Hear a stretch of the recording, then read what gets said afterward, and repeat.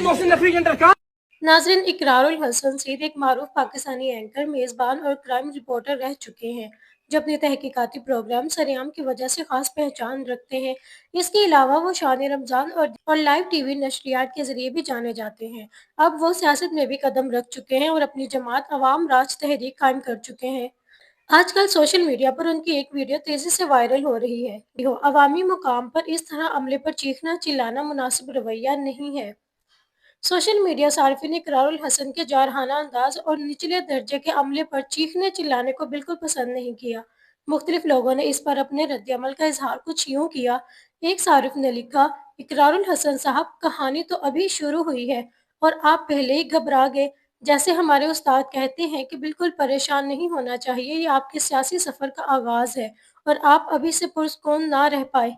एक और ने कहा, अफसर ठीक कह रहा है, ये भी जवाद अहमद की तरह नाकाम होंगे।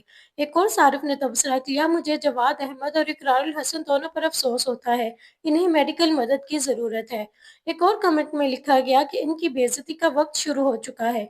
बुजुर्ग कहते हैं कि हल चलाने के लिए बैल चाहिए होती है, गधे नहीं। एक सारिफ ने लिखा कि इकरार साहब, आपसे ये काम नहीं हो पाएगा। एक और ने तंज करते हुए कहा कि अगर आप में इतना सब्र नहीं है तो सियासत में आए क्यों? यहाँ बहुत ज़्यादा बर्दाश्त की ज़रूरत होती है। जबकि एक मद्दाह ने कहा कि इसे ही हम कार्टिसोल स्पाइक कहते हैं। तमाम तबसरे सोशल मीडिया पर वायरल हो रहे हैं और इस मामले पर बहस का हिस्सा बने हुए हैं। नाज़रीन, आपकी इन सब के बारे में क्या राय है, मुझे कमेंट सेक्शन में ज़रूर बताइएगा।